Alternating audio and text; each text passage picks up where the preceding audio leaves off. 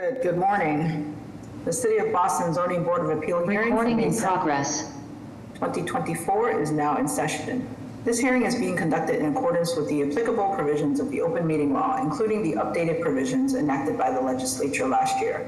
The new law allows the board to continue its practice of holding virtual hearings until March 2025. This hearing of the board is being held remotely via the Zoom webinar event platform. This hearing is also being live streamed.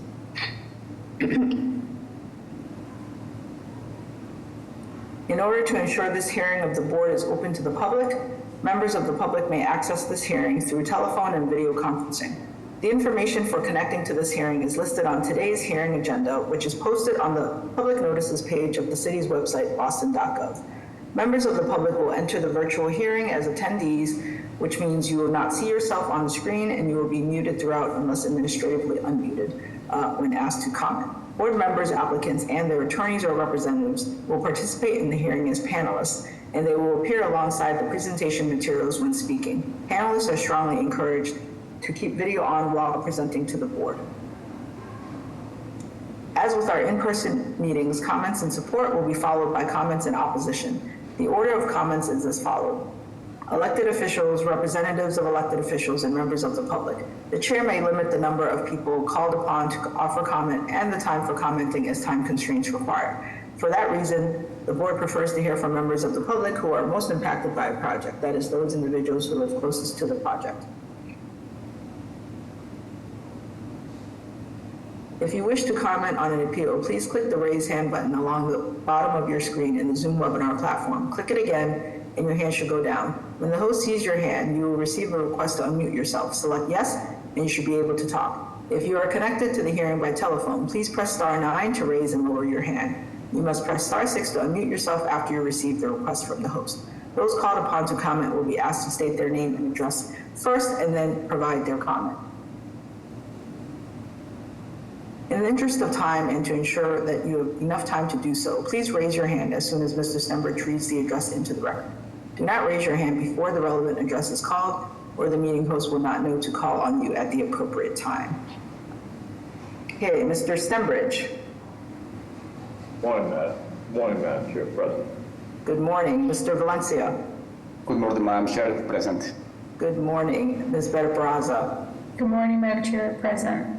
Good morning. Ms. Wewell. Good morning, Madam Chair, present. Good morning. Mr. Langham. Good morning, Madam Chair, present. Mr. Aiken. Morning, Madam Chair. I'm here. Good morning. The floor is yours, Mr. Stenbridge. Thank you, Madam Chair. First, we have the approval of the hearing minutes scheduled for 9:30. May I have a motion? Motion to approve? May I have a second? Second. Mr. Stenbridge. Yes. Mr. Valencia. Yes. Ms. Baraza. Yes. Ms. Wewell. Yes. Mr. Langham. Yes. Thank you, Mr. Aitken. Yes. All right. Chair also votes yes. The motion carries. Next, we have the extension scheduled for 9:30. I will read all of them in, one behind the other, and if there are any questions that Madam Chair can entertain for them after that, that's where we'll go. First, we have case BOA 1029221 with the address of 837 Saratoga Street. Next, we have two complaining cases. Case BOA 903635 with the address of 235 Layton Street. Along with that, we have case BOA 903636 with the address of 237 Layton Street. Then we have case BOA 1015905 with the address of 296 Columbus Avenue. Then we have case BOA 763616 with the address of 7 Cleveland Street. If there are no questions from the board, may I entertain a single motion to grant the extensions as requested? I make a motion to grant all the extensions. as read. Thank you. May I have a second? Second. Mr. Stenbridge? Yes. Mr. Valencia? Yes. Ms. Better Brazza? Yes. Ms. Wewell? Yes. Mr. Langham? Yes, ma'am. Mr. Aiken? Yes. Chair also votes yes, motion carries. Next, we'll move on to board final officer hearings, also scheduled for 9:30. First, we have case BOA 1433530 with the address of 7 to 9 Ferndale Street. Is the applicant and will they represent the present? Will they explain to the board, please?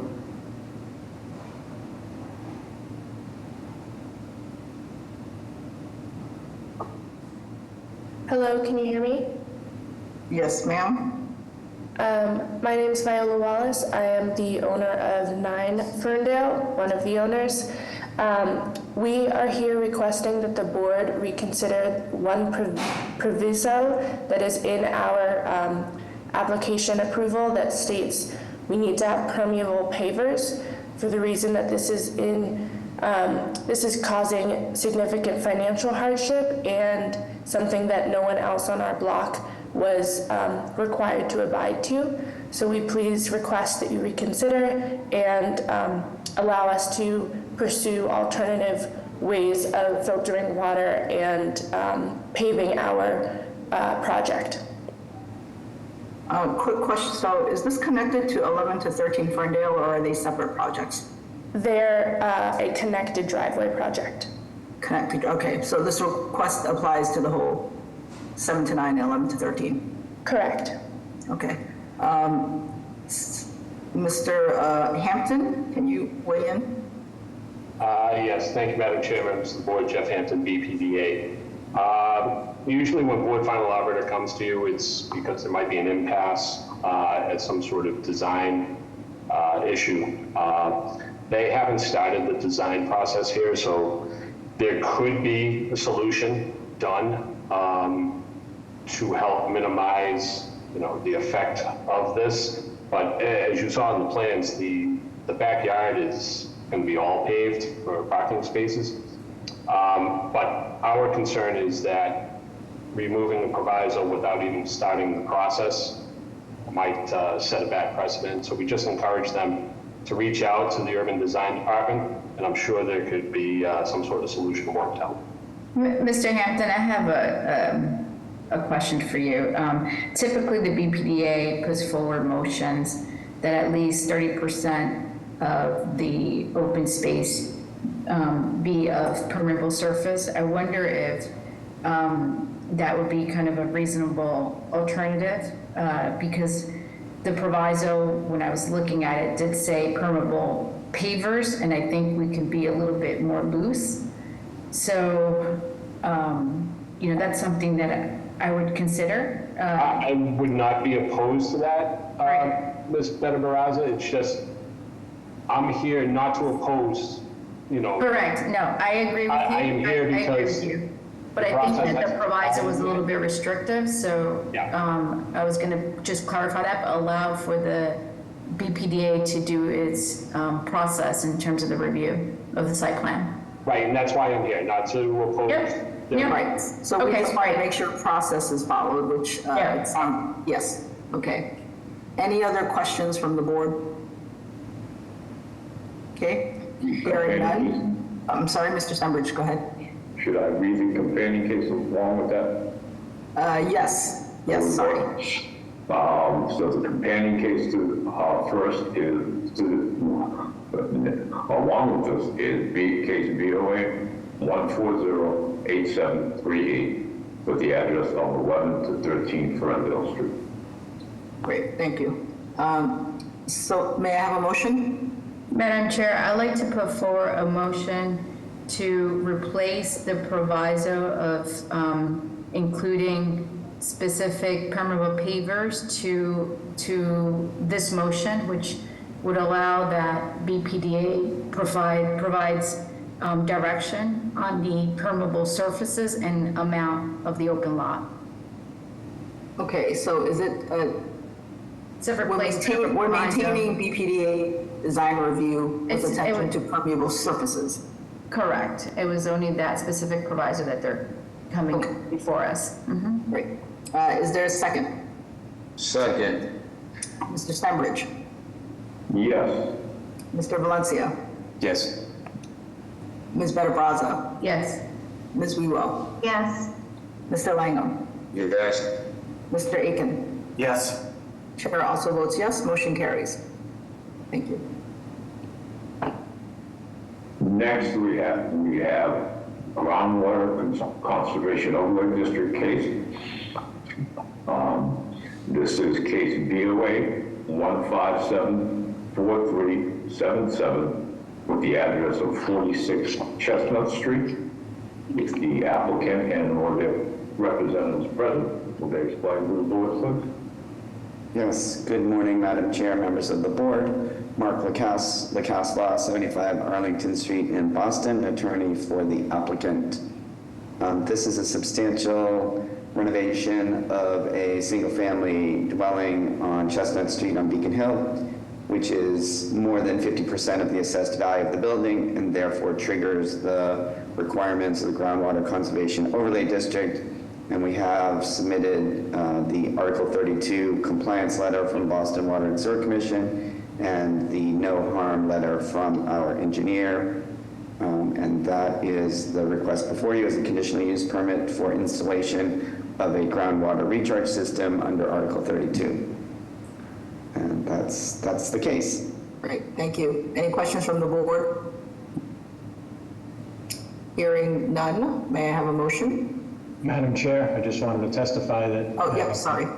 That's okay. Good morning, Peter Simonelli, Boston Groundwater Trust, and we have both letters from the applicant. Thank you. Thank you. With that, may I have a motion? Madam Chair, I make a motion for approval with a proviso for the plans to be reviewed by the Boston Water and Sewer Commission. Is there a second? Second. Mr. Stenbridge? Yes. Mr. Valencia? Yes. Ms. Better Brazza? Yes. Ms. Wewell? Yes. Mr. Langham? Yes. Mr. Aiken? Yes. Chair also votes yes, the motion carries. Thank you kindly. Good luck. Next, we have a building code case, which is case BOA 1577861 with the address of 219 Saratoga Street. Attorney Lacasse. Yes, good morning again, Madam Chair, members of the board. Mark Lacasse, Law, 75 Arlington Street in Boston, attorney for the applicant. This board granted zoning relief for construction of a new four-story, four-unit residential building on August 29 of 2023. And during the hearing, the applicant agreed to convert the head houses for roof access to hatches for roof access. And that is incorporated into this board's decision of the August 29 hearing. One of the sole proviso, one of the provisos in that decision is to convert the head houses to hatches for roof access, which was done by the architect, and those plans were submitted to ISD. And because there's an inconsistency between the zoning code and the building code, that resulted in a building code refusal letter citing that roof deck access shall be done through a penthouse. So thus we seek building code relief in order to comply with the previous proviso and provide for roof deck access through a hatch rather than a head house, which is what the revised plans currently show. And that is the case before you. Thank you. Any questions from the board? Hearing none, may I have a motion? Madam Chair, I'd like to put forward a motion of approval for building code relief. Is there a second? Second. Mr. Stenbridge? Yes. Mr. Valencia? Yes. Ms. Better Brazza? Yes. Ms. Wewell? Yes. Mr. Langham? Yes. Mr. Aiken? Yes. Chair also votes yes, motion carries. Good luck. Thank you kindly. Next, we move on to this hearing scheduled for 9:30 a.m. We have case BOA. Want to ask for any deferrals or withdrawals? That would be a good idea, Madam. Does anyone have any requests for withdrawals or deferrals from this time frame for that case being heard? Yes, Mr. Stenbridge, 164 Old Colony Avenue. That is both a zoning appeal and a building code appeal. So that would be those would be case BOA 1576978, along with case BOA 1576980. Thank you, Mr. Stenbridge. Good morning, Madam Chair, members of the board. My name is George Moranci. I'm an attorney with the business address of 350 West Broadway in South Boston. Madam Chair, members, I'd like to do two things on this case. The first of which is to withdraw the building code appeal. That appeal should not have been filed. It's a little bit strange. It references escape windows from sleeping rooms in a basement. This building doesn't have a basement. We will not be seeking building code relief in this matter, however, and we wish to clarify with ISD that the plans require no building code relief. So accordingly, I withdraw the building code appeal. I think the appropriate vote would be to deny that without prejudice. Okay, let's start with that. Any questions from the board? May I have a motion? Make a motion on case BOA 1576980 to deny without prejudice the building code relief request. Is there a second? Second. Mr. Stenbridge? Yes. Mr. Valencia? Yes. Ms. Better-Brazzo? Yes. Ms. Wewell? Yes. Mr. Langham? Yes. Mr. Aiken? Yes. Chair also votes yes, motion carries. Thank you. And George Moranci again, with respect to the zoning code appeal, we do seek a deferral by way of explanation. I believe that the BPDA recommendation is based on an initial set of plans filed last November. That recommendation references a 5-story building with a parking garage, which is not the case. The recommendation also references living space below base flood elevation, which is also not the case. What we would like to do is defer the matter so that we can work with the BPDA to get them the correct set of plans so that we can have an appropriate zoning recommendation made to the board when the board acts on that matter. What timing are you seeking? I'm guessing that right now the board may be deferring naturally to June 28th, I think, which is enough time. We just need 2 weeks to work with the plans examiner and with the BPDA. So I think that the next available date would work. Madam Chair, the next Yes. date that we have, this is Sam, the next available date that we have would be June 25th. 25th, I'm sorry, yes, that would be perfect. Okay. And Madam Chair, can you have Jeff Hampton just clarify to George Moranci regarding when BPDA recommendations are put forward, is typically put forward when they have reviewed the original drawings, but it's not to say that the board necessarily follows the BPDA recommendations. What is your question to Mr. Hampton? So Mr. Hampton can clarify to George Moranci that typically the BPDA plan reviewers review the plans of drawings as they originally typically are submitted, and there could be revisions. Sometimes they don't get back to it, and that the board is independent from the BPDA recommendations. Mr. Hampton, would you like to reiterate this or clarify it in any way? I think everybody on this call knows that that is the case. Okay. Unfortunately, if there were submitted, revised plans submitted, they didn't make it to us in time for this recommendation. And if that is the case, I'm sure Attorney Moranci or ISD will send them over today. I mean, that's usually how it works. We'll get an email on the revised plans and we'll, set it aside accordingly. And this is Attorney George Morency. Definitely appreciate that, Ms. Betta-Barraza. We do understand that. Just a couple of points. So we didn't know about the recommendation until yesterday when it was filed. But also there is, frankly, opposition to this project. And again, as an attorney practicing zoning, I'm always cognizant of not just the fact that the BPDA, as ZBA may approve something with an unfavorable BPDA recommendation, but if this were to be approved and appealed, part of the court record would be a negative BPDA recommendation, which would potentially be considered by the trier of fact in any judicial appeal. So I think it's certainly in my client's best interest to try to get the recommendation from the BPDA updated based upon the correct set of plans, but I do understand the point. Thank you, and I appreciate that context, which was a much larger context for us to consider for the deferral. Thank you. Madam Chair, this is Sam. The next two dates available are either June 25th or July 16th, up to the applicant on which they prefer. June 25th, Ms. Courage, would be fine. Thank you. Thank you, and thanks for the clarifications. With that, may I have a motion?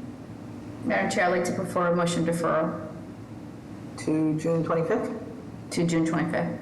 May I have a second? Second. Mr. Stenbridge? Yeah. Mr. Valencia? Yes. Ms. Betta-Barraza? Yes. Ms. Wewell? Yes. Mr. Langham? Yes. Mr. Aiken? Yes. Chair also votes yes. Motion carries. See you then. Thank you. Any further requests for withdrawal of referrals from this time frame?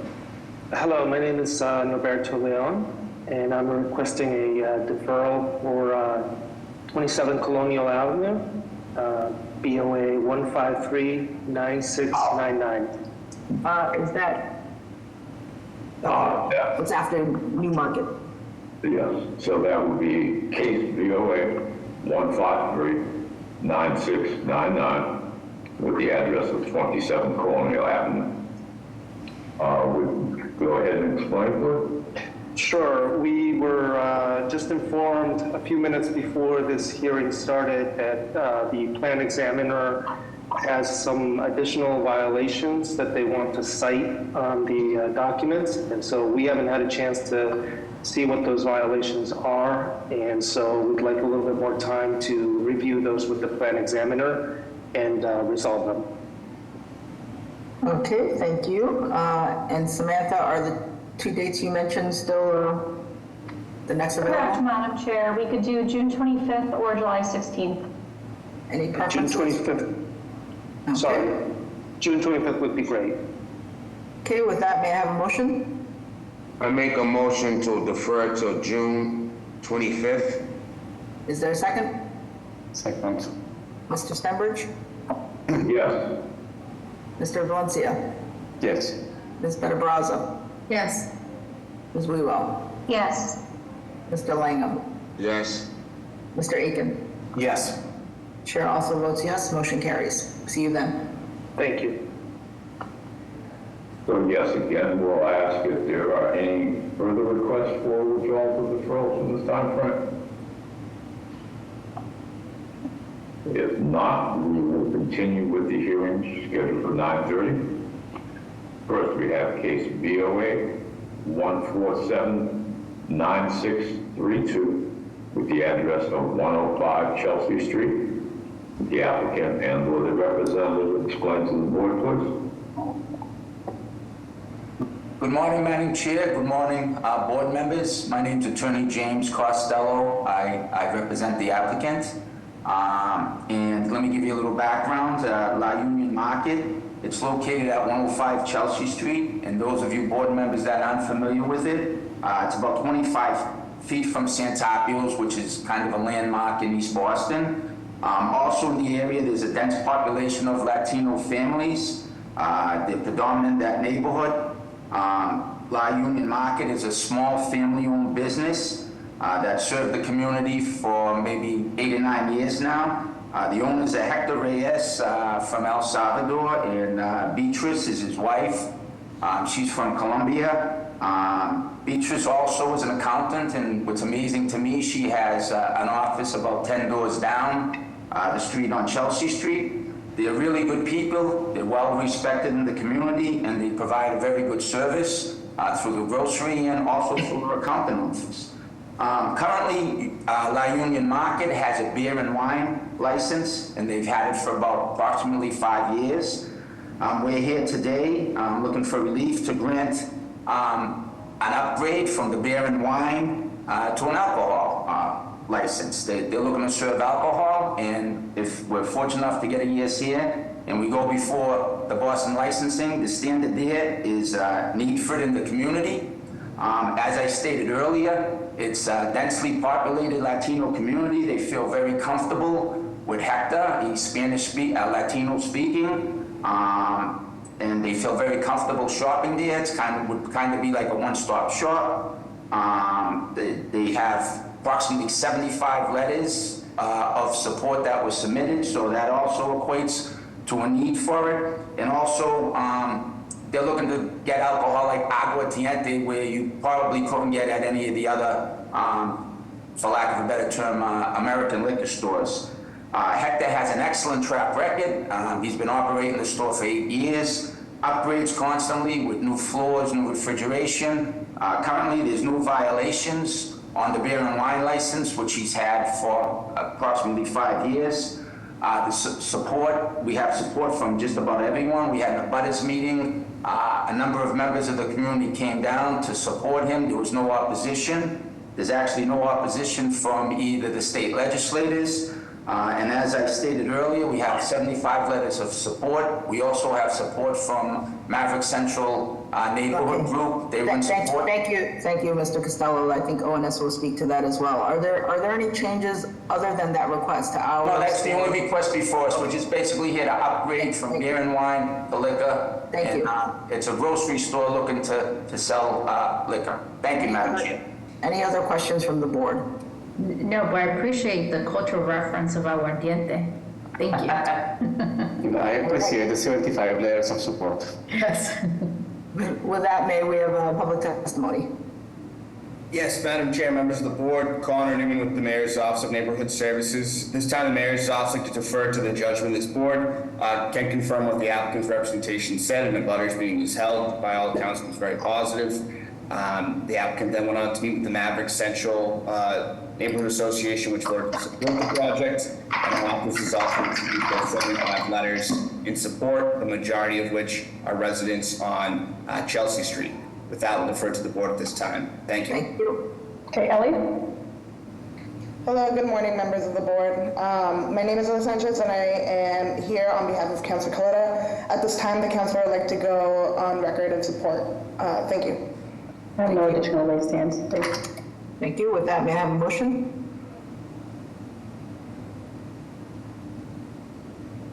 Well, I would like to make a motion of approval. May I have a second? Second. Mr. Stenbridge? Yes. Mr. Valencia? Yes. Ms. Better-Brazza? Yes. Ms. Wewell? Yes. Mr. Langham? Yes. Mr. Aiken? Yes. Chair also votes yes, the motion carries. Thank you, Madam Chair. Thank you, members of the board. Thank you. Next, we have case VOA 156-6439, with the address of 761 to 793 Boylston Street. If the applicant and or their representative is present, will they explain the case to the board, please? Good morning, members of the board and Madam Chairman. My name is Rebecca Lee. I'm a real estate attorney at Mintz with the business address of One Financial Center in Boston. This case is about the re-tenanting of the former Crate and Barrel space on Boylston Street between Abe and Louie's and Atlantic Fish. We're requesting a conditional use permit for a restaurant in the basement level and the ground floor level, and a mini golf facility on the second and third floors of the building. With me is Rob Holmes from Tavistock Development, which is the applicant here, and he will speak to this property. And then I have Jeremy Simmons from the proposed operator of the mini golf facility, which is going to be called Swingers. So Rob.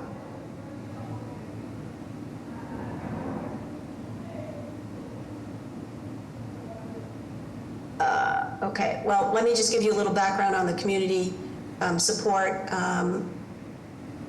before Jeremy presents on swingers. This request is supported by the Back Bay Association and by Councilor Durkin. The Neighborhood Association of Back Bay is interposing no objection, provided that the recreational use on the second and third floors is a mini golf facility. They wouldn't want this to switch over to a fight club or something like that. If we can show the presentation, Jeremy, I'll let you talk a little bit about swingers, which is a mini golf facility of the sort that we've seen in other parts of the city. Sure. Hi everyone, good morning. My name is Jeremy Simmons. Rob was actually going to bring up the presentation. I think he's having technical difficulties, so I'm going to talk you through. Can the ambassador pull it up, or? Sorry, I'm wondering what's going on with the link. It's okay. I'm happy to talk you through this and give you the salient points, and then I will try, rather than lose time, I will try and put up the presentation at the end. I just don't want to waste too much time with the presentation. We combine miniature golf with retro carnival games and food and beverage in an upscale environment. We predominantly cater for corporate groups and young professionals looking for a fun night out. We have 4 existing locations, 2 in London in the UK, 1 in Washington, DC, and 1 in New York. We've been operating for 10 years, and we are opening in Las Vegas in November. All of our locations are in highly sensitive locations, some 100 feet from residential. We have never had any disturbances or licensing issues in 10 years in any of our operations. 95% of our business is pre-booked, which means there is a steady inflow and egress of guests at all times, and there are never large crowds gathering on the streets. And this is due to timed reservations, and that spreads guests out over the course of the day. Our peak operating times are in the early evening, between 5 p.m. and 8 p.m. We are not a late activity. We are predominantly a seated venue, so we have 350 seats in the location. Everything is, from food and beverage perspective, is table service, and the majority of people who are standing are playing the games. Our proposed operating hours are Monday to Sunday, noon until midnight, and then Friday and Saturday, noon until 2 a.m. And we always have a security presence at all times when we are operating. We predominantly cater, as I said, towards corporate groups and young professionals, but at select times we allow families in, and we have very strict regulations to ensure that no minors are served at those times. Thank you for your time. Thank you. Any questions from the board? Hearing none, may I have public testimony? Yes, Madam Chair, members of the board, Connor Newman with the Mayor's Office of Neighborhood Services. This time the Mayor's Office like to defer to the judgment of this board. Can confirm ONS hosted an abutters meeting on March 6th where no concerns were raised. The applicant then went on to meet with NAB, which expressed non-opposition to the restaurant use on the basement and ground floors, but had expressed some concerns regarding the recreation use on the top 2 floors. It sounds like they've worked through that though with the applicant. We have also received a letter in support from the Back Bay Association as well. With that, we'll defer to the board at this time. Thank you. Thank you, Mr. Newman. Good morning, Madam Chair, members of the board. Councilor Durkin would like me to read the following statement into the record. The proponent worked with the community extensively to make the proposal work for the neighborhood. Back Bay is in need of more fun uses like the one proposed, where residents and visitors alike can enjoy a nice meal or joyous rounds of mini golf. The project has received the support of the Back Bay Association and non-opposition from the Neighborhood Association of Back Bay. For these reasons, I urge the board to approve this proposal. Thank you. Thank you. Minor? Thank you, Madam Ambassador. Madam Chair, members of the board, Minor Perez with the Carpenters Union. We'd like to go on record in support of this project. And I have no additional raised hands. Thank you. With that, may I have a motion? I make a motion to approve this project. May I have a second? Second. Mr. Stenbridge? Yes. Mr. Valencia? Yes. Ms. Better-Brazza? Yes. Ms. Wewell? Yes. Mr. Langham? Yes. Mr. Aiken? Yes. Chair also votes yes. Motion carries. Good luck. Thank you very much. Next two cases have been deferred or withdrawn. Next, we have case VOA 1535953, the address of 42 New Market Square. If the applicant and or their representative is present, will they explain, please? Good morning. This is Manuel Pina, co-owner of MJ The Home. Well, the first one is the Article 90, Section 7 use regulation. We've already received letter support from the community, from the businesses and city councilor, and we signed a host community agreement with the city of Boston. For the parking, I don't understand how the zoning board find us on the parking. We have plenty of parking, as you can see from the picture. We also have overflow parking. There's also no residential housing in this area. It's a business-to-business area. Like I said before, there's plenty of parking, as you can see from the picture. There's also an overflow parking across the street. We even went above and beyond where we have a garage door that opens up for loading and unloading the product. This is no customer on site, so there's only employee and staff that are allowed at the facility. Mr. Hampton, do you want to weigh in on the recommendation? Yeah, thank you, Madam Chair, members of the board, Jeff Hampton, BPDA. Going along with ISD, I can only assume that because there was no parking layout submitted there, they don't know which parking goes with which building. So we were just going along with ISD. It could probably be, solved very easily with a parking plan that shows the dedicated parking spaces for the business. But knowing that ISD cited them, we're going along with them just until they get the parking spaces submitted that shows which are designated to the proposed business. We're not opposed to the use. It's the parking spaces that we have. We want to see where they are. That's all. It almost seems like a deferral would allow the applicant to provide that documentation. I think that would be appropriate. Well, we discussed this with the zoning board. There is plenty of parking, and the building is shared with the Boston Briskets, so the parking there is shared between the two units. And also in front of the building, there's also parking space on the side of the building, and all across the street. You need a surveyor. I think that, yes, thank you. Yes, the issue is it's great for you to tell us that, but we need it in writing, and we just need the plans laid out with it. So, a surveyor for what on the plan? Parking for what? Currently, you're just saying there's parking here, there's parking there, there's lots of shared parking everywhere, and we're asking to specify what parking. Parking would be inside the building. It's basically a delivery operator. So our parking spots, we have an overhead part that shows that basically we're parking off-site parking. The building basically allows us to, it's a loading issue that this site has for. We load the product inside the building. As you look in the plan, there's an overhead door that allows the vehicle to go inside the building and basically load the product.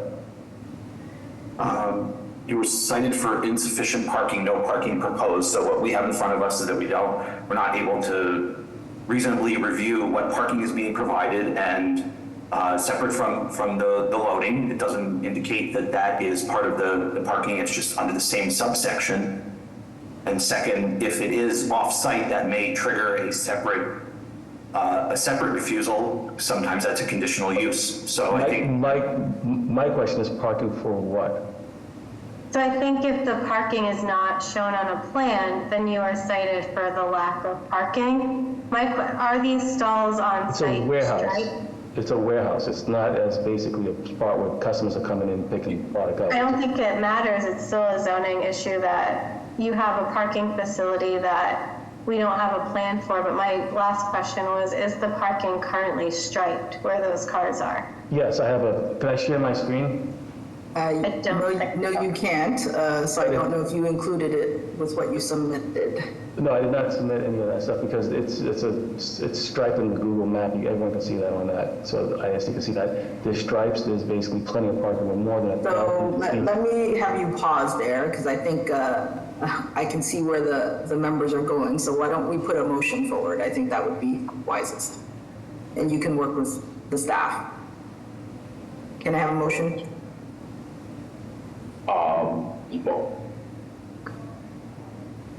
Madam Chair, can I put for a motion of deferral? Is there a second? Second. Okay, Mr. Stenbridge? Yes. Mr. Valencia? Yes. Ms. Better Brazza? Yes. Ms. Wewell? Yes. Mr. Langham? Yes. Mr. Aiken? Yes. Okay, the chair votes yes, the motion carries. Samantha, can you let him know the next date and have staff work with him on what is needed? Just Yeah, that so the it's next- clearer. The next date is June 25th. Is that a sufficient amount of time? Yes. Okay, Okay. thank you. Madam Chair, this is the last slot for June 25th. Sounds good to me. All right, thank you. Thank We'll you. see you then. Thank you. Next, we have case BOA 1534017 with the address of 27 Hopkins Road. The applicant and/or their representatives present. They explain to the board, please. Good morning, Madam Chair and members of the board. Attorney Anthony Ross. My office is at 343 Belgrade Avenue in Roslindale. This is a proposal by the owner, Marie Walsh, to build a new single-family home on the vacant lot that she owns adjacent to her home at 37 Hopkins Road, at 27 Hopkins Road. I should start by saying that the vacant lot adjacent to her home was not in common ownership with her current home when it was constructed, and therefore none of the land area of the vacant lot was used to satisfy any zoning criteria for her current home. The proposal for the vacant parcel at 27 Hopkins is as the plans before you show, for a single-family 2.5 center entrance, colonial with 2-car garage. The proposal requires only 3 variances. First, the lot area is insufficient. Required in this 1F 9,000, as you know, is 9,000 square feet. The lot at 27 Hopkins consists of 7,692 square feet, so the lot is 1,318 square feet shy of the requirement. However, this proposed lot size is not out of character for the immediate area. There are several homes on Hopkins Road that have less than 9,000, and several of them even have less than the lot at 27. The second variance is for floor area ratio. The maximum floor area ratio in this district is 0.3. The proposed house would have approximately 2,692 square feet in character with surrounding homes and an FAR of about 0.35, or only about 385 feet in excess of the requirement. And the last variance is for side yard. On one side yard, the left side of the home, where the garage is located, the side yard proposed is 9.8 feet at its shallowest point, when the zoning requirement requires 12 feet. I'll speak briefly to the community review process because it involves some extra measures by the applicant. We had an abutters meeting on December 18, hosted by the Mayor's Office of Neighborhood Services. There was no opposition at that meeting, and most of the questions related to design, landscape, drainage, and the construction process. My client engaged a landscape architect to prepare a landscape plan, which she shared with her neighbors, and also at the Jamaica Hills Association meeting on January 10, where the JHA voted to not oppose, subject to the applicant engaging an arborist for tree protection during construction, adhering to the landscape design that she had prepared, and having a stormwater plan, which of course is required in any case by regulations and be worked out with the Boston Water and Sewer Commission. We also appeared at the Jamaica Plain Neighborhood Council Zoning Committee on February 7, and the committee voted to support this variance. There are 4 letters of support from Hopkins Road property owners and residents, and 1 Hopkins Road owner's letter to not oppose. We'd be happy to answer any questions that the board has. Thank you, Mr. Ross. Any questions from the board? Hearing none, may I have public testimony? Yes, Madam Chair, members of the board, Connor Newman with the Mayor's Office of Neighborhood Services. This time, the Mayor's Office like to defer to the judgment of this board. I can confirm what the applicant's representation is saying. ONS hosted a butters meeting. The applicant then worked with the butters to secure several letters of support, including the letter in non-opposition from an abutter as well. They went on to meet with the Jamaica Hills Association and then on to the JPNC, where the JPNC voted to support their proposal. With that, we'll defer to the board at this time. Thank you. Thank you. Okay. Any other reasons? No, sorry, Madam Chair, I have no raised hands. Okay, with that, may I have a motion? I make a motion of approval. May I have a second? Second. Mr. Stenbridge. Yes. Mr. Valencia, Yes. Ms. Better Brazza, Yes. Ms. Wewell, Yes. Mr. Langham, Yes, ma'am. Mr. Aiken. Yes. Chair also votes yes, motion carries. Thank you very much. Next, we have case BOA 1563361 with the address of 1172 Commonwealth Avenue. If the applicant and/or their representatives present, will they explain, please? If you're on, can you raise your hand for this proposal?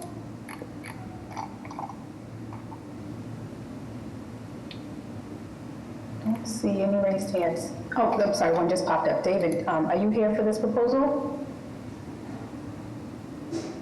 I am. I believe Paul Lasordo, is he on as well? He is the project. Perfect. Okay. Here we go. Hello. Paul. Okay, Paul Lasordo, 21 McGrath Highway, representing Avonwood Associates Limited Partnership. It's a Herb Chambers Company. Worked with the Chambers Company for over 25 years. With me is David Newhall from Crocker Design, the civil engineer, and Paul Beal from Region Associates, were longtime architects. This property is at 1172 Commonwealth Avenue, between the Herb Chambers BMW and the Herb Chambers Jaguar Land Rover dealership. This is part of our largest campus and a long-standing campus. We've been in the location since 1997 when we permitted the BMW dealership at 1168 Commonwealth Avenue. We had a Honda and Infiniti dealership on the other side, which became, going through the zoning board of appeal, I believe around 2018. We got approval to put a Jaguar Land Rover new property there. As somebody on this board or the BPDA board referred to the Porsche dealership with its almost 100-year-old building that's been renovated numerous times. There's the missing tooth in our campus, so we're going to fill in the missing tooth with a nice new building. I think you have the rendering on your, I saw it on your screen momentarily. If you need to put it up, if it's going to be helpful, there's a slideshow that Stephanie organized that's under your control. But essentially you have under 6,000 square feet in the city of Boston because of the way the lot line moves, and about 82,000 square feet in Brookline. The applicant has successfully navigated with Attorney Bob Allen in Brookline, the DAT and the zoning and planning board approvals, and have obtained all of those. We waited to make sure that the main part, the majority of the square footage of the building was finalized by design before we filed with the ZBA. As the turned out letter, we are under the 35 feet maximum height. The things that we will need, we're replacing in the exact same footprint a Porsche dealership with a Porsche dealership. Prior to that, until Saab went out of business sometime 20 years ago, it was a Saab dealership, also a Herb Chambers dealership. So the footprint before is 23,000 square feet. The footprint after is about 31,000 square feet. With parking, of course, is tight in the area, and therefore we're doing this to internalize our operations and create a very usable, functional. The access is primarily off Commonwealth Avenue. Because it's going to be a customized building where you just drive your car in, the service representatives will take your car immediately from you. You go into a customer lounge, and you'll proceed to the upper floors. The car will proceed to an upper floor for service, and you will go to the customer lounge or jump on the MBTA. The relief that we need is the same things we needed for BMW and for the Jaguar project. We need the greenbelt overlay because we're on Commonwealth Avenue. In that regard, you may have noticed if you drive by the area that there are islands out front. Those were constructed at Mr. Chambers' suggestion in a public-private partnership where Mr. Chambers rebuilt the parallel, they call it the carriage road, that parallels Commonwealth Avenue. in front, and we eliminated some parking, some angular parking, and created these islands, which I believe had previously existed, but in the zeal of the 1950s and 60s seemed to be to rip up all the green areas. So we put them back. We have grass and trees. We offered to put flowers, but DPW didn't think flowers would survive snow plows and salt, so we didn't do that. But they look nice. They're in front of all three dealerships. So greenbelt overlay is one requirement. Conditional use for all the other three automobile-related uses, which are sales and service, repair, and storage of flammables. We have two others, which the floor area ratio is excessive. Allowed is 1.0. If you take this project as standalone, as Boston treats it as a standalone project, it assesses 1172 as a standalone project. We're only at 0.23. But if you combine it with BMW, a lot as 1168 as the Brookline does, it's 1.33. We were granted a 3.0 floor area ratio on the Jaguar Land Rover by this board, so that we're asking in an abundance of caution that we get the floor area ratio, which would be 1.33, just over the 1.0 required. Side yard is because we have a design feature on the second floor, an overhang, but it overhangs onto our Jaguar property, which is in common ownership with Avonwood. The engineers are in the process of moving the lot line, but we would, and again, in an abundance of caution, like to get the side yard relief required. With that, I think that it's pretty much a car dealership where a car dealership is, and we presented it to the Alston Civic Association, Tony Isidoro, on February 21st. Mr. Isidoro was very cordial and referred to us, Mr. Chambers specifically, as a good corporate citizen. We've been before his group before. There was no noted opposition, just a few questions. The next night, Frank Mendoza from the Neighborhood Services arranged for a butters meeting, and we had that meeting, and it went similarly smoothly with no noted opposition, just a few questions that were answered. Beyond that, I have no, I can provide as much, more information as the board needs. You can pause there. You can pause there. Any questions from the board? None, but Sarah Tillotson, the architecture access specialist, did have a question regarding the accessible route from the designated accessible parking space, if they can comment on that. I'm going to defer to either David Newhall or our architect on that. We still need to go to our friends at BPDA because of the small size of the project in Boston. Will be just basically the showroom. The facades in Boston will be under design review, and if the architect, if the handicapped access doesn't comply, obviously we'll make it comply. But if David could comment on anything, I see his hand raised. I see his hand raised. So I'll defer to David. If you're ready to speak, Mr. Newhall. Excuse me. Hi, David Newhall, Crocker Design Group. Yes, the route for the handicap space is basically straight across from the space to the front entrance and meets all ADA requirements for an accessible route. This plan doesn't show any grading on it, but our existing conditions survey and our preliminary grading plan shows that this meets the requirements. Thank you. Okay, with that, may I have public testimony? Yes, hello, Madam Chair, members of the board. Frank Mendoza here, Mayor's Office of Neighborhood Services. We did host an abutters meeting for this applicant. It was not attended by any abutters who had any questions. There was one present who was unable to mute himself. He sent a letter of opposition to the board, which we forwarded on March 1st. Another neighbor reached out and had some concerns, but was connected directly to the applicant via email, and the Alston Civic Association voted to support the proposal. With that said, we'd like to defer to the judgment of the board at this time. Thank you. Okay. Tony? Good morning, Madam Chair, members of the board. Tony Isidoro, representing the Alston Civic Association. We would like to go on record in support. As Paul noted, Herb Chambers has been a good corporate citizen and has given back to the community. We also applaud Herb Chambers, and we hope the effort will continue. They continually look at circulation, traffic issues in the area.